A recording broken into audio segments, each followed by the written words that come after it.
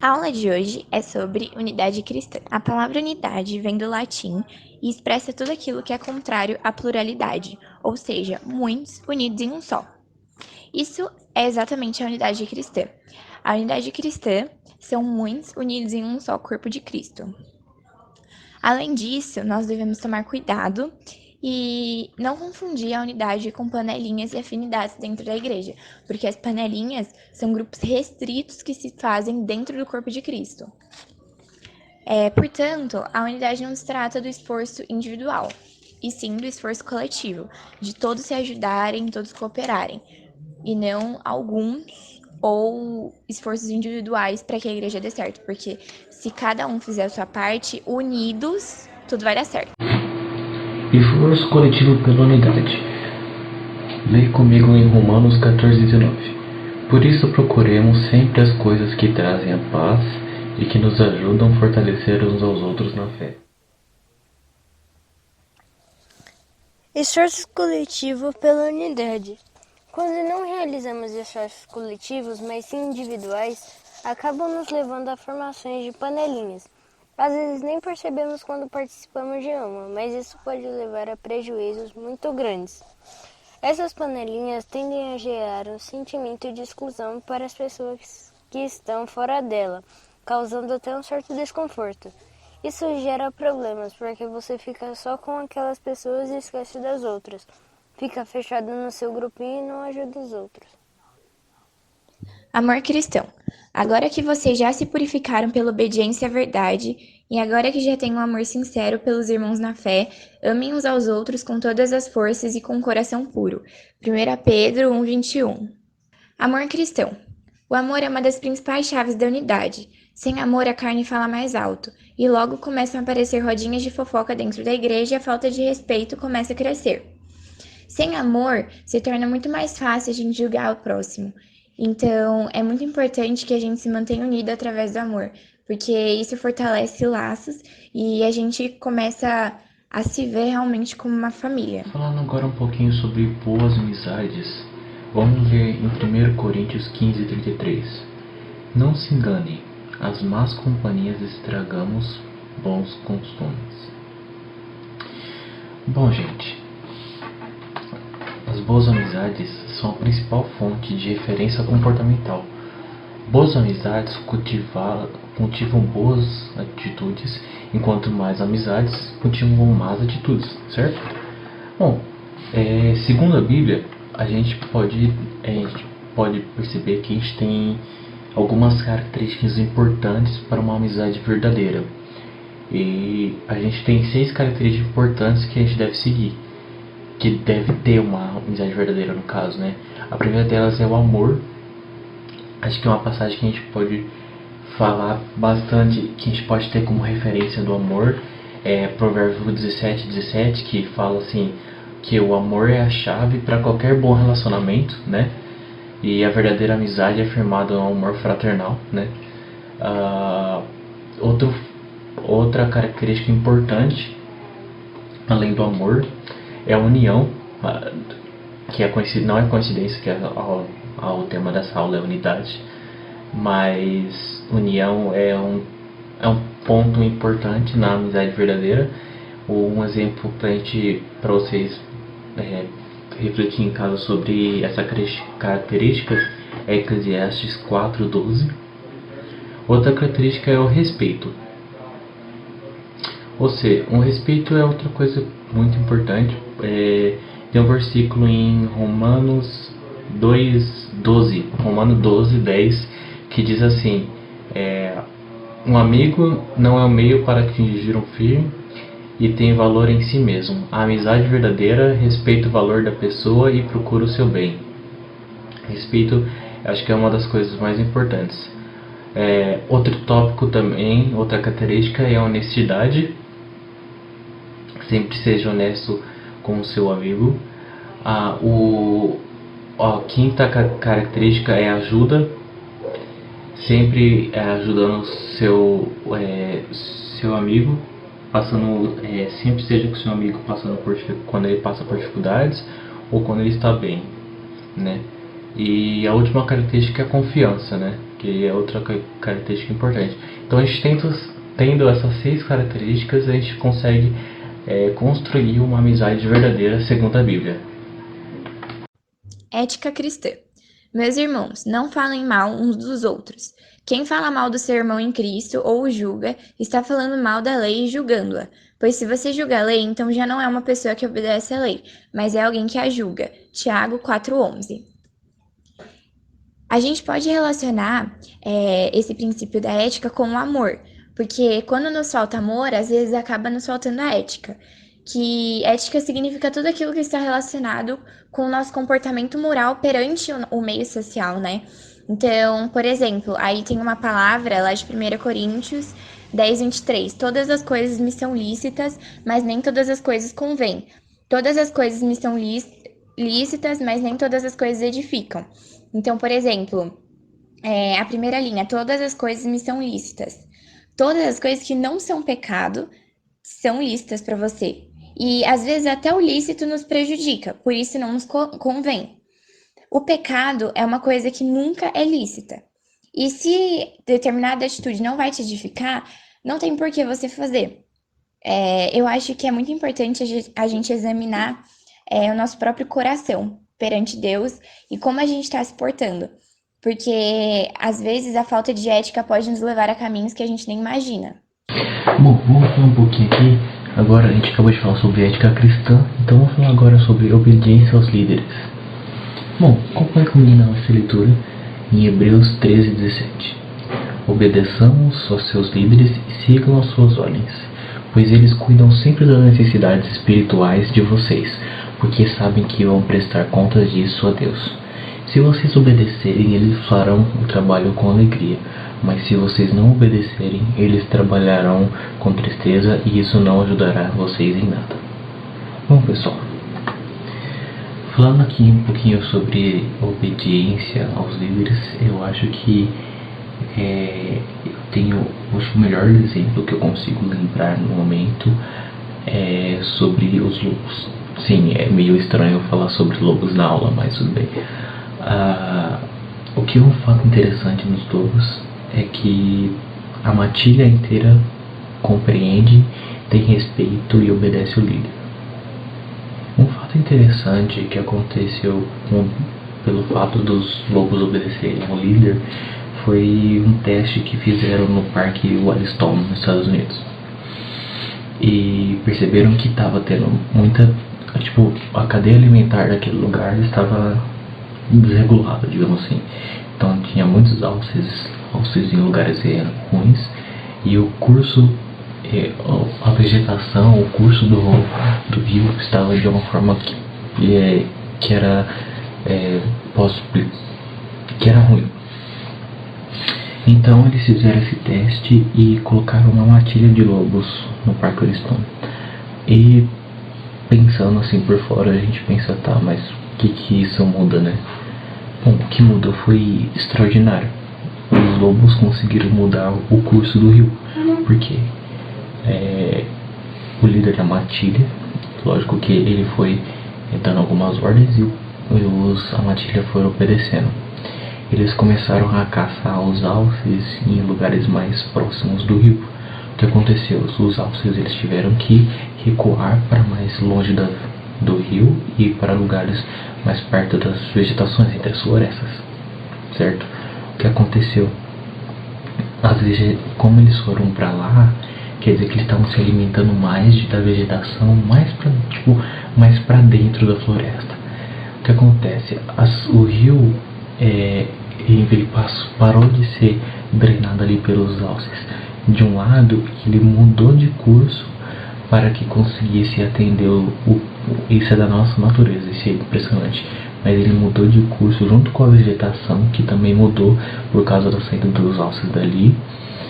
E de um jeito que continua atendendo os alces, os lobos, a cadeia alimentar ficou equilibrada e a vegetação estava ótima. E o mais interessante que tudo isso aconteceu por quê? Porque a matilha obedeceu o líder. Então, Que exemplo melhor a gente tem de obediência à liderança do que os lobos, não é mesmo? Mas o que aconteceria se eles não tivessem obedecido? Bom, é simples. Eles poderiam ter caçado os alces de forma aleatória, de forma que não seguisse um padrão. E os alces eles podiam correr para mais perto do rio ou para lugares para outras vegetações que não seriam favoráveis à natureza, ao meio ambiente. Então eles podiam fugir dos lobos e os lobos iam perder a sua caça, eles iam passar fome. E o que acontecer, o curso do rio ele podia até mudar, mas ele ia mudar de uma forma que ia prejudicar todos naquele meio ambiente, desde a formiguinha até o lobo. Então, existe até uma passagem que fala em Romanos 13, está escrito que todo homem deve sujeitar às autoridades superiores, e aquele que faz o bem terá o louvor da autoridade. Reconheça que aqueles que Deus tem levantado sobre a sua vida e cresça para influenciar e levar o evangelho. Então obedeça os líderes, porque quando, voltando ainda no lobo, o líder, ele preza pela segurança, ele preza pela desenvolvimento do seu grupo, o bem-estar do seu grupo. Então, esse fato de obediência ao líder, por mais que às vezes pode parecer uma coisa que não tem sentido, os líderes eles sabem o que fazem para o bem de vocês, para o bem de todos. Oração pela Igreja. 1 Tessalonicenses, capítulo 1, versículo 1 ao 2. Diz: Eu, Paulo, Silas e Timóteo, escrevemos essa carta aos irmãos da Igreja, da cidade de Tessalônica, a vocês que estão unidos com Deus, o Pai, e com o Senhor Jesus Cristo.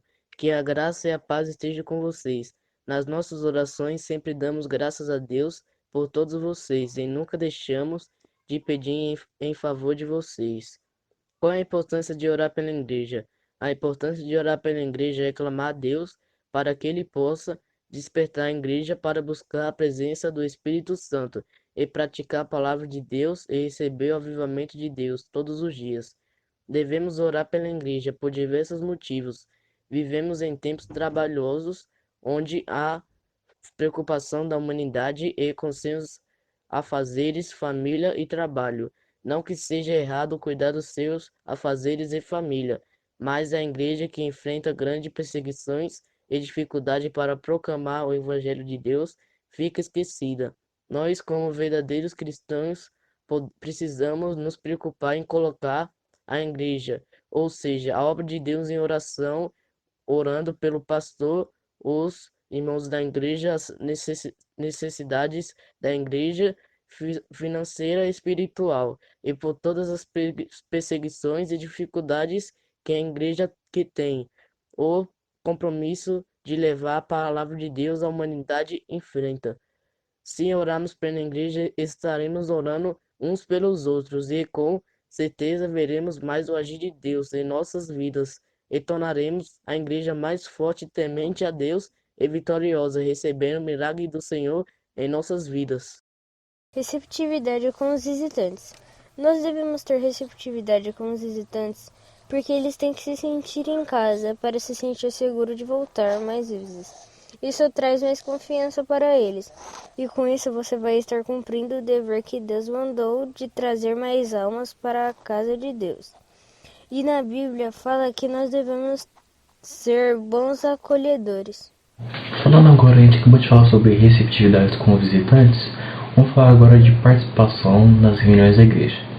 Lembrando que essas participações nas reuniões da igreja conta as reuniões ministeriais, como as reuniões de culto, por exemplo, um culto de domingo à noite, ou um culto de sexta-feira de oração, né?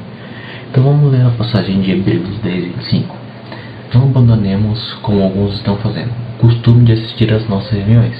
Pelo contrário, animemos uns aos outros, e ainda mais agora que vocês veem que o dia está chegando. Bom, vendo pelo lado das reuniões como reuniões ministeriais, ela é importante porque ela fortalece a comunhão e a unidade que a gente tem com o nosso povo e consegue entender e participar mais da nossa igreja de Cristo e o nosso corpo. Porque a gente entende o que está acontecendo na igreja, o que pode acontecer e pode até dar sugestões de como a gente pode coordenar o corpo da igreja. Agora, se a gente for pensar nas reuniões da igreja como um culto, né, é importante também porque a gente vai lá e a gente consegue se abrir mais para o Senhor quando a gente está em comunhão.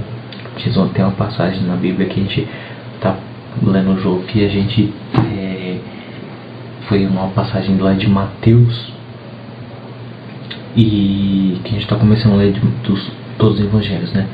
E a gente tem uma passagem que ela até faz uma semelhança com essa parte, é que ela fala assim: enquanto tiverem 2 ou 3 em meu nome, eu estarei ali com eles. Então, quando você está participando de um culto da igreja, quando você está no culto, o que acontece? Você vai estar em comunhão com outras pessoas e você vai sentir a presença de Jesus com você, porque Jesus está lá com você. Porque não vai ser só 2 ou 3, vai ser bastante que estarão em nome de Jesus, certo? E quando você traz outras pessoas também é importante. E quando você está lá, além de você estar em comunhão, você fortalecer essa unidade, essa junção, essa junção com o povo, você também pode aprender mais. Tanto na IBD a gente aprende bastante, mas nos cultos a gente pode aprender mais. E quando tem um momento de louvor também, a gente tem uma aproximação maior do Espírito Santo, alguns do Espírito Santo, certo? Tem outros momentos do culto que a gente também sente, até na pregação, certo? Então, a participação das reuniões da igreja são muito importantes. Mas vamos continuar aí com o próximo tópico. Contribuindo regularmente em favor da igreja. Nós devemos contribuir com a igreja para ajudar os carentes e para ajudar nas missões que os missionários estão fazendo em outros países, pregando a palavra de Deus. E eles sofrem muitos tipos de opressões, perseguições e muitas outras coisas de ruim. E também para manter a igreja em pé. Não há limite para o trabalho cristão. Toda pessoa que confessa sua fé em Cristo tem algo especial da parte de Deus para contribuir com a formação da sua igreja. Efésios 4, 7 e 8 diz: porém, cada um de nós recebeu um dom especial de acordo com o que Cristo deu. Como diz as Escrituras Sagradas, quando ele subiu aos lugares mais altos, levou consigo muitos prisioneiros e deu dons às pessoas.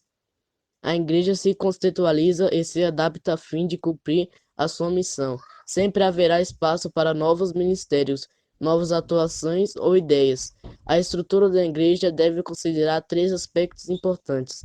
Ela deve ser viva e dinâmica, ministerial e funcional e carismática.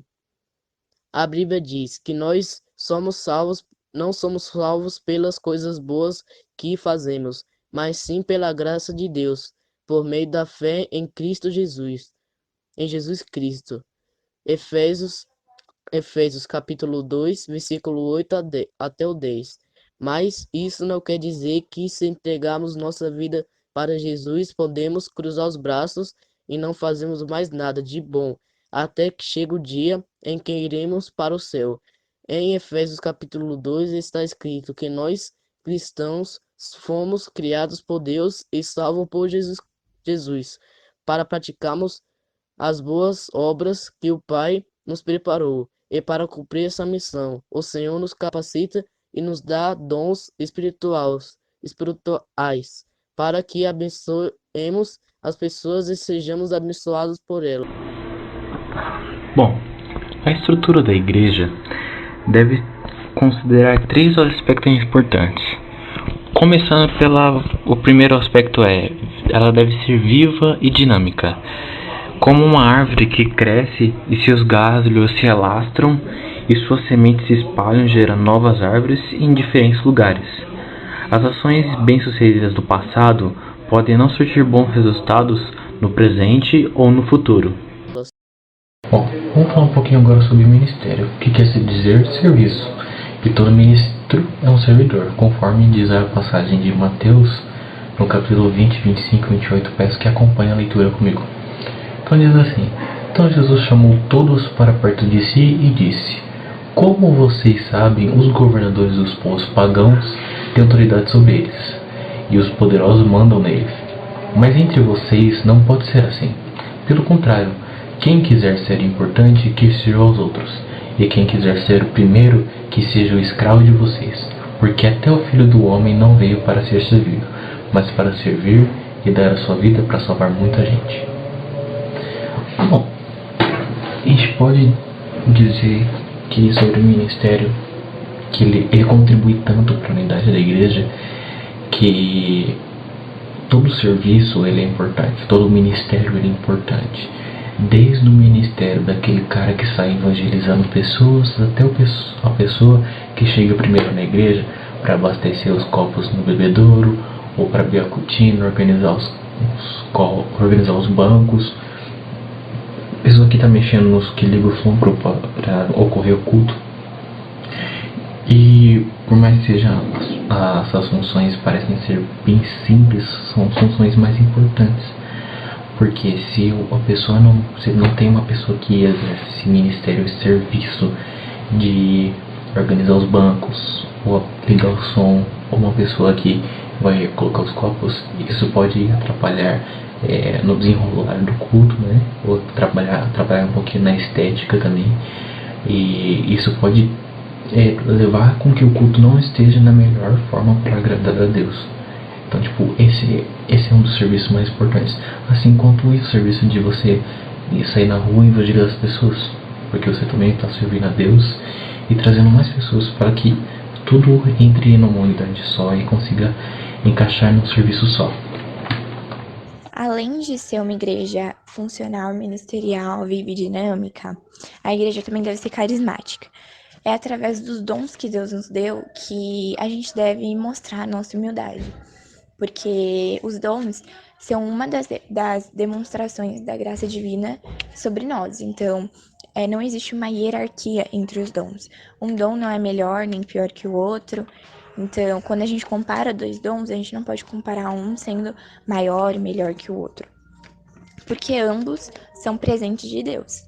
Então, a gente deve agir com humildade perante eles e não enxergar os dons como uma profissão dentro da igreja, mas sim como um ato de amor. No Ministério Independência com Cristo, você sempre terá oportunidade para novas ações, desde que essas estejam em consonância com as Escrituras e com a nossa visão. Nós entendemos que é possível constituir uma igreja local forte, centrada em questões comunitárias e com abrangência internacional. E tudo isso é possível através da criatividade. Primeiro, nosso Deus é ilimitado e nos dá uma mente criativa que tem capacidade para desenvolver coisas que ninguém nunca pensou que pudesse desenvolver. O exemplo disso é a nossa tecnologia. Quando alguém ia pensar em desenvolver um sistema de algoritmo que é super complexo, super complicado, e hoje é uma realidade e faz parte da nossa realidade. Essas ideias serão grandes catalisadores que irão atrair a atenção das pessoas que poderão se tornar membros da igreja. Então, através de ações, muitas pessoas poderão se tornar membros da nossa igreja. Por exemplo, através de evangelismos, EBFs, etc. Nos dias de hoje, uma verdade é que falta criatividade. E se você tem alguma ideia importante para o reino de Deus, procure o pastor da sua igreja ou seu líder de ministério e compartilhe sobre seus projetos com ele. Eu desafio você a pensar coisas diferentes, que honrem o nome do Senhor e proclamem a sua verdade. Não tenha receio. Além disso, ideias e projetos sempre são bem-vindos. Se você sentir o desejo de participar de alguma ação ou iniciar uma nova ação na igreja, procure-nos e a gente vai te orientar sobre a sua decisão. Fique com Deus.